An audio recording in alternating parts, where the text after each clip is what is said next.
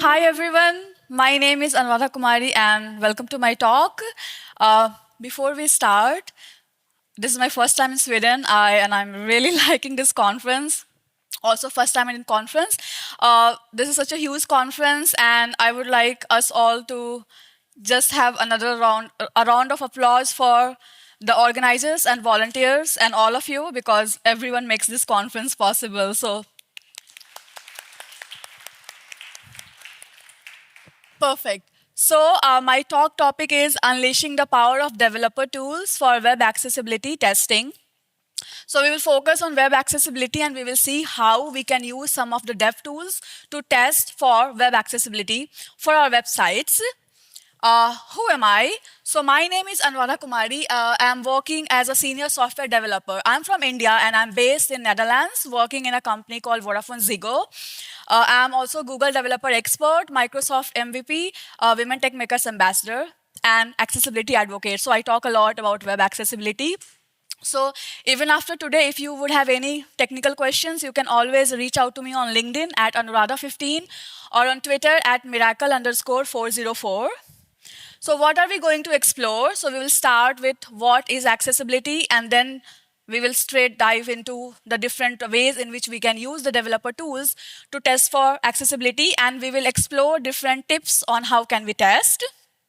So what is accessibility? How many of us are working actively with web accessibility? Okay, I really like it. So I like when more hands are up in the air because it makes me feel very good. So accessibility, which is also neuro-named as A11Y. Here 11 is the number of letters between A and Y in accessibility. It means making resources and services usable by everyone regardless of their abilities or disabilities. Why is accessibility important? It is important because whatever we build it for our users, and our users are very diverse. So as per WHO or World Health Organization, around 15% of world population, which translates to around 1 billion people, maybe more, they live with some form of disability. And there are different types of disabilities. They can be categorized into visual, auditory, motor, and cognitive. And this is a very nice documentation by Microsoft. I really like to share it in my all talks, called Microsoft Inclusive Design, where they categorize it further into permanent, temporary, and situational disability. So for example, if we take an example of, let's say, hearing disability, so someone might be born deaf or they are deaf permanently, and so that is a permanent disability. Then there might be some kind of ear infection I might get, and I'm still not able to hear properly until I get it treated. So that still is a temporary disability. Or sometimes, let's say, we are talking to someone or we are trying to do something and there's lots of noise around us. Maybe we're in a bar or like in public transport somewhere. So we can hear properly, but because of our surroundings, we still can't hear properly, and that still makes us situational disabled. So all these different kind of things are there, and that's why we must not only focus on permanent disability when we are talking about accessibility. And I really like this specific thing in the documentation which says that disability is actually mismatched human interactions. So when we build websites or when we build any kind of tools, if we do not cater for different kinds of abilities of our users, we are making them disabled, but because we are not catering to the requirements that they need in order to access the web properly. So since there are diverse users, we also have multiple ways in which our users can access the web. First is a very simple keyboard. Most of us might be using keyboard, but there are some users who are totally dependent on keyboard. They cannot use mouse. Maybe they have motor disability, or maybe they cannot see properly, they have some visual disability, and then they are more reliant on keyboard or similar assistive technologies in order to access the web. Then there are screen readers, voiceovers, narrators, and so on. So in all our devices, we do have a similar kind of feature where users might be using it to understand and access all the things that is on their device.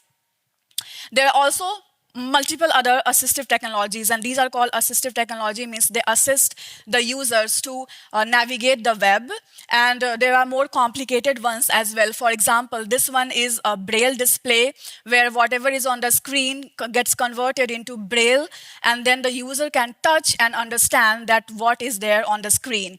Now, all of these are there for our users and they can use it to access the web, but the success depends on how are we making the web. Are we making it accessible enough so that when they use this, they are able to understand that what is there and they are able to act upon the web, the application. Like if they want to buy something, are they able to buy it? Are they able to understand what are the products we are selling, and so on.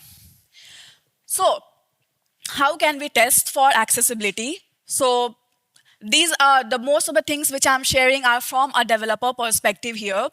So whenever we are building something, one of the most simpler things that we can do is that we do not test using mouse or the touchpad. We should use only keyboard, and let's just use keyboard and see that whatever we are building, is it still accessible to our users. Then there are also some automated tools that are available. Some of them, like tools or plugins, are available in our browser that we can use to not only test but also understand a bit more about accessibility. Then using screen readers, we can use the screen readers to see and understand that how our website might be coming across to our users who are screen reader users. So today we are going to focus on developer tools in Chrome, but it's in Chrome, but I'm going to talk about all the things that we can use in all the developer tools, and mainly how we can debug for accessibility. When there are issues, how can we understand that what is the issue and how do we find it out? So for example, when we think about DevTools, the most common thing that we use is Lighthouse maybe, right? Like we just open up Lighthouse and we start testing. But this is not the end of it. That's actually the start. That's the one of the things that we do, but there are many other ways. Let's start with Lighthouse, and I'm using our conference website today to test. So this is our website. We can open our developer tools, and we can, and I can't click on it. Come on.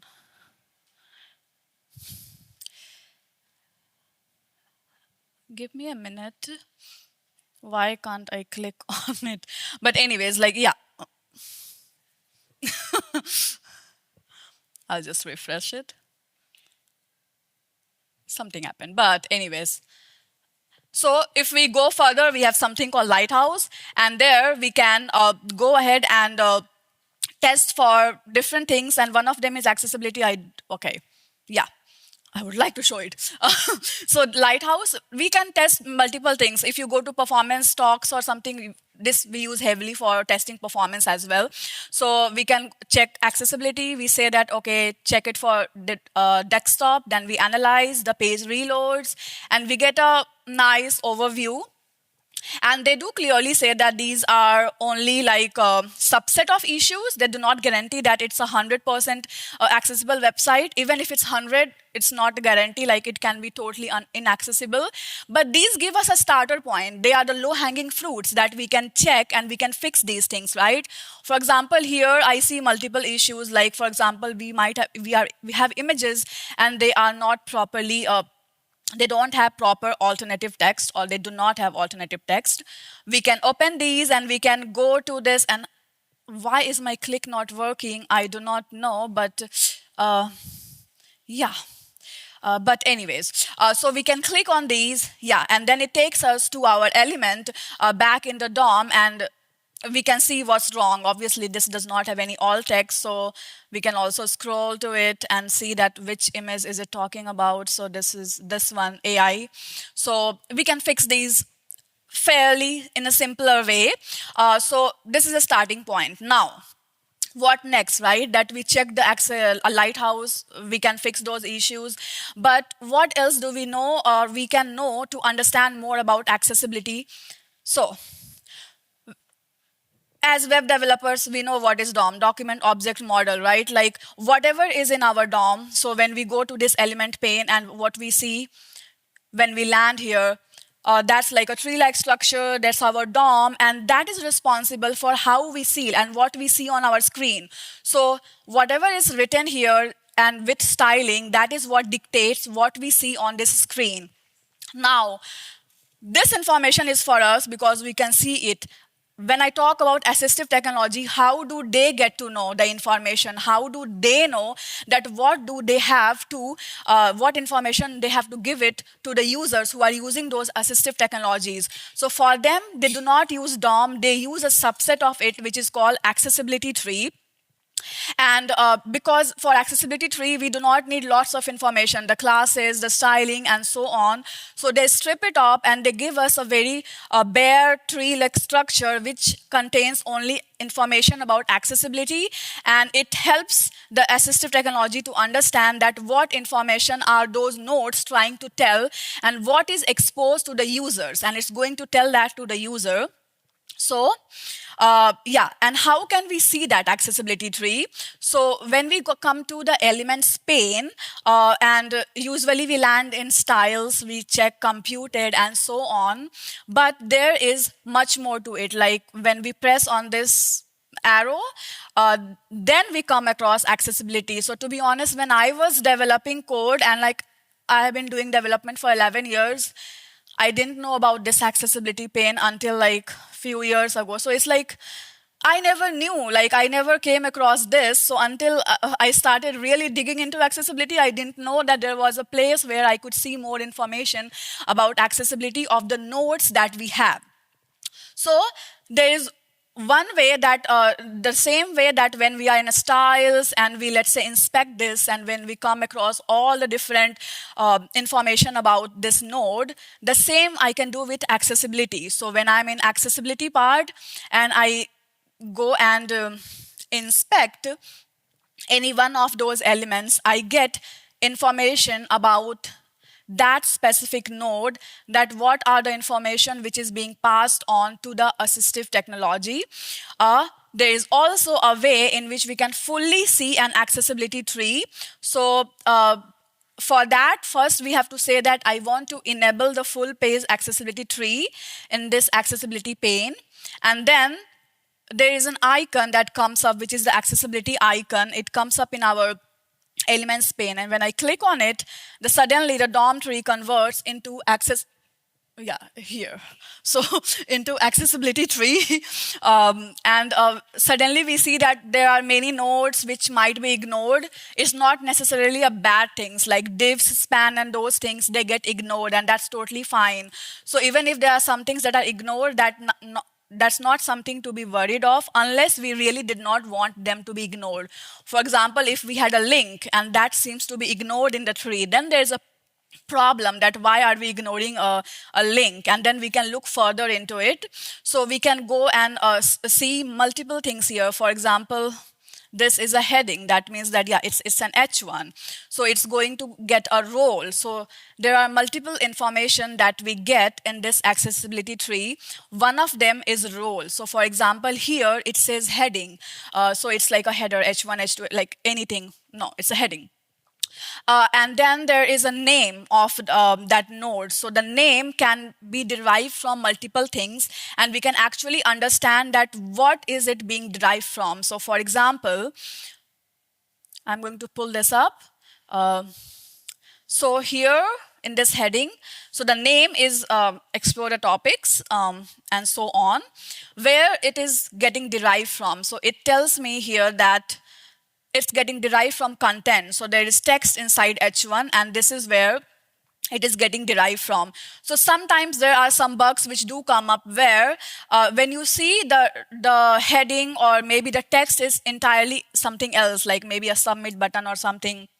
And then when you start using screen reader, or I have seen so many bugs like this, when you start using a screen reader, something else is being exposed to our assistive tech users, like they are listening to entirely different text. So we can come here and actually see that how is that being derived from, because there is a hierarchy here. If there is an ARIA label, for example, if I go ahead and this is an H1, like there's no reason here for me to add an ARIA label because there is a text in, but let's say that we had something else inside it. ARIA label, and it says something else. Maybe, obviously this is not a production example. Nobody says some other heading, but I'm just showing it for a demo purpose. So now, did I do something? Yeah, H1. Now still for users who can see it visually, they are still going to read, explore the topics and so on, but a different information is being passed on to our assistive tech users. They are going to hear some other heading and so on. Now, this is not something which is unwanted. Sometimes this is wanted. Sometimes we have icons on our pages. For example, let's say even here, there are multiple icons for Instagram, Facebook, and all. We do not want to show text to the user. We just want icons. But still, we want to have an ability where when someone is using a screen reader or any other form of assistive tech, they still understand that where will we go, where will they navigate to if they are going to click on that link. For that, we want to have something in code that makes the text only exposed to them, and that's where ARIA label or ARIA labeled by, they come to be very helpful, and we can test them. Like we come here and we can test it, that are they being exposed in a correct way to our users or not. And not only that, there are multiple other things that come up here. One of them is also state. For example, let's say we have a drop down or a radio button, something like that, something which can be expanded, collapsed. In that case, we can have ARIA attributes which can say that ARIA expanded or something. Is it true, not? Or if the state is collapsed or expanded. So in computed properties, we can have even state for all these nodes which are exposed. And we can also have some extra information. So there are some ARIA tags like ARIA description, where let's say there is a form and it's a password input, and then okay, this is password, the label is password, but we want to let the users know extra information about that password, that minimum 10 characters, one uppercase, and like whatever is mandatory. Now these things cannot be a label, but these are descriptions, so we can attach it through ARIA description. And then, since I have attached properly a description to an input, when I will test and when I will come here, I can see that there is extra information for that input, which is proper. If there is no extra information, then we need to fix it. But we can see that, okay, the correct extra information or the correct description is being passed on to our assistive technologies. So these are things in which we can debug, and also for different roles, there can be some extra information available. For example, for heading, there is extra information that what level of heading it is. So here it says that it's first level of heading because it's H1. So if it's a H2, H3, it's going to give me the proper level, and it can be helpful for me as a developer. So yeah, so the 4 things that we see in accessibility tree: name, description, role, state.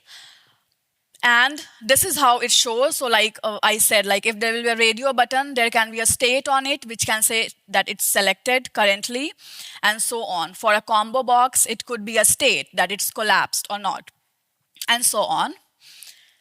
We covered accessibility pane, and this is how the ARIA attributes can come on the top of it. Label, expanded. If it's controlling something else, then we can have the ARIA controls and so on. It's also a good place for us to understand if we are adding extra ARIA just for no reason or not, because it's not always that we need ARIA to make things accessible. So we should add it only when it's needed. Otherwise, we should start first without using ARIA. And then it also shows extra states here, that it's a button, so it's focusable. If it's a link, it's focusable, and so on. These are the screenshots in case my things didn't work. So the slides don't have much information in them in such. Now about source order. So this is not the most impressive feature, I would say. I like Firefox much more, because in Firefox DevTools, you can actually see the source order of entire page maybe. But still here, because it's a feature I would like to show you in case you would like to use. So here, the source order is the order in which we can tab upon on all the interactive elements of a page. And in Chrome, it's a bit tricky, because when you have we have to get the parent right. So if there is a parent and there are multiple, let me go to, yeah, this one. So we have to select a correct parent. For example, let's say, what is the correct parent here? Maybe I'll go with this and see now. And then if there are links inside that immediate parent, and then it shows the source order only immediately inside that. So like, it just shows me for this specific div. If I go, I want a way in which if I go on body and I say that show me source order, it shows me the entire order, but it doesn't. It just shows me 2 and there is somewhere, there is 1. So, but it does not show in that impressive way, but still a small feature. This is pretty interesting. For example, let's say there are many ways in which we make things more accessible for user depending upon user preferences, right? Like, for example, one of the ways is, let's say we want to test for color blindness or a visual disability. So what we can do is we can directly, so in our DevTools, and let me know if something is less readable. I will try to make font size bigger, okay? So just shout if you think that things are a bit smaller, and I'm gonna make it bigger for you.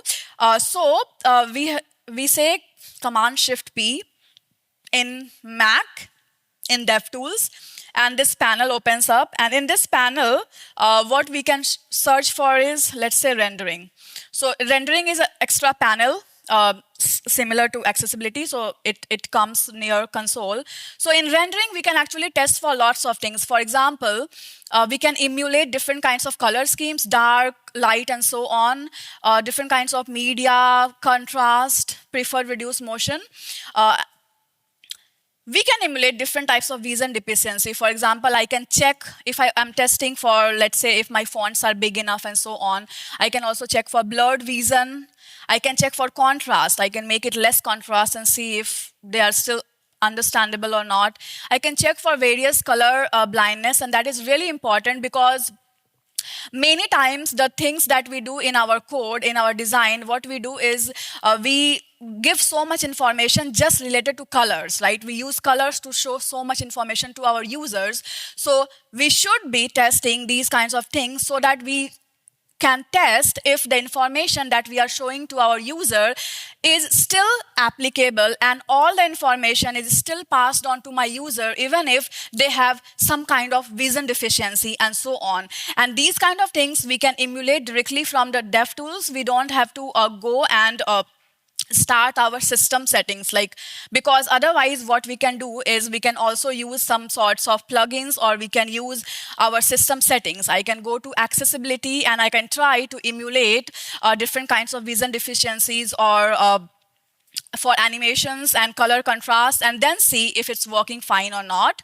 So we can emulate them from here as well.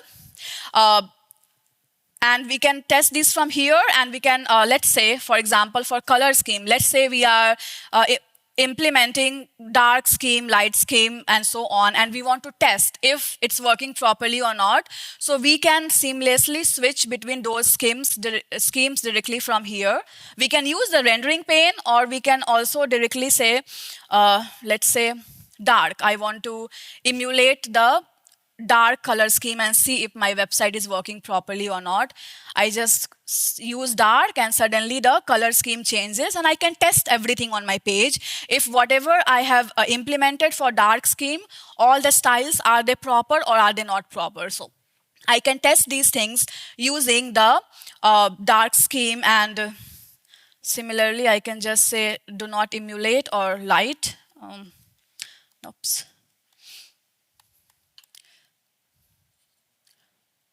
Light, to emulate light scheme and so on. Similarly for animation. So for example, there are many users who might not want to see lots of animation on their page. And what we do is that we go ahead and we say that, okay, I want to have reduced motion experience on internet for me.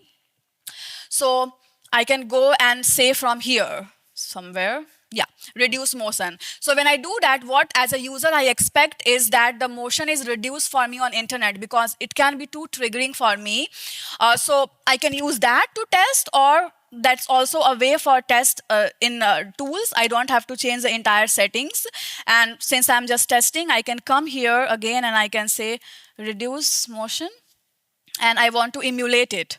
So I emulated, and it should not have worked because I removed the code, but it worked anyways. But yeah, so we can emulate. So I can say reduce.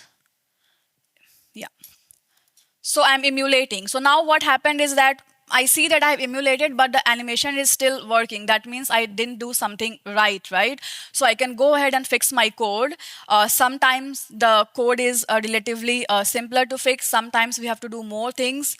For example, just for demo purpose, what I'm doing here is there is a way that my user can say that they do not want to see the animation, or reduce motion. They want to see reduced motion. But as a developer, it's on us to really implement that feature. Okay, just because user says so doesn't mean that it's magically works. We have to say consciously that, okay, if my user, let's say for example, what approach I went for and I like is that by default we have reduced motion, and only for the users that do not have any preferences. That means they are okay, even if we show lots of motion and stuff like that. And then only we go ahead and add all our animations and stuff. So by default, we make things more accessible. And then if the user does not have any preference, go ahead and add the animation for them. So now if I save this, so since my emulation is already going on in this tab, that's why the animation just stopped. It does not have to stop. You can reduce it, make it very low and make it very less, but I went for stopping because I am one of those users who really does not do good with animation, so I just stop it when I'm doing something. So yeah, and we can just remove the emulation and see that if it is still working fine or not. So these are some of the ways in which we can test, and we can also understand that, okay, if I'm trying to emulate something and it's not working, what is something that I need to do? So I find these things that are very helpful for me to debug. Then this we already covered, emulating vision deficiency, emulating the reduced motion. Then this is something which has been there for a while, and I'm pretty sure that we all know about it, that when we hover over anything, it does not only show the information about style, it also shows information about accessibility if there is accessibility information about that, and we can know a lot from here, hover as well. Then some bonus tips. When we are going testing something and we see that, okay, something is not right, then how do I debug for it? So for example, I use this website from Glovo for it, but I think I can use this website as well, maybe not. So for example, I'm trying to test using keyboard, let's say. Okay, I build something and I'm trying to use keyboard to see if my website is keyboard accessible or not. What I can do is that I'm just trying to tap through it, right? But I cannot see the focus and all. So I'm like, that is a requirement, right? That whatever is my current active element, there should be some kind of focus for me to understand, because I'm just using a keyboard. So what's wrong? We can like check, let's say I inspect this button because there are buttons and links, and I want to see why was it not, there was no focus ring on it or some kind of indicator for me. Like what went wrong? So we have in style, we have these emulation where we can actually emulate the state on elements. So I'm going to say that, okay, let's say that there is a focus on this button. Then what happens? So I want to see the style. So I'm going to see the style to see that, obviously I know that someone has put outline none on it. That's why it's not showing up. So I will find it, okay, it's there. And I remove it to see if that's the only issue. And when I start tabbing, yeah, that was the issue, because now I can see the focus ring on it. And I can understand that what is my current active element, and I can actually navigate this website properly now. So we can use these simulation to actually see that we can have a forced state on an element to see what's going wrong. One more thing which I really, really like to do is, let's say we are using screen reader to test our website. Now I can see properly, and I'm going to use screen reader. So there can be some sort of unconscious bias in my head, because I can also see things and I'm also using screen reader. So I'm also unconsciously getting some information from the page just by seeing. So it's easy for me to miss some of the context. So we can also just make the page blur or something, okay, so that we do not get some information unconsciously, and like we remove that bias. So let's say I can go to the body and I can say filter, and I'm going to put a blur on it, so that I also don't understand much about it. So let's say maybe I make it 10 pixel. So now the information is hidden from me as well, and now I can use a screen reader or something, and then I think I can understand more about it. Then active element. So also when we are trying to understand that is my focus going in a proper way and so on, I can also use something which I think we use in lots of things, that in console I can just make a watcher here, document.activeElement, and then I can tab upon it and see that which elements are currently active. Sometimes it really helps with debugging some of the issues. I think the time is done. I'm also done. So I just have action item for you all, because let's all keep testing whatever we are working on for accessibility, because it's a continuous process. It's not something that we test today and we fix it and we are done with. Whenever we build something, we have to keep on testing and ensure that it still works properly. And let's start conversation on accessibility with our team, because I think the major issue with accessibility which I see is the awareness. If we are not aware of that there is an issue, we won't work on fixing that issue. So first we need to be aware that what are the problems. So starting conversation really helps with it. Let's help make the web more accessible for everyone. These are the slides, and thank you so much.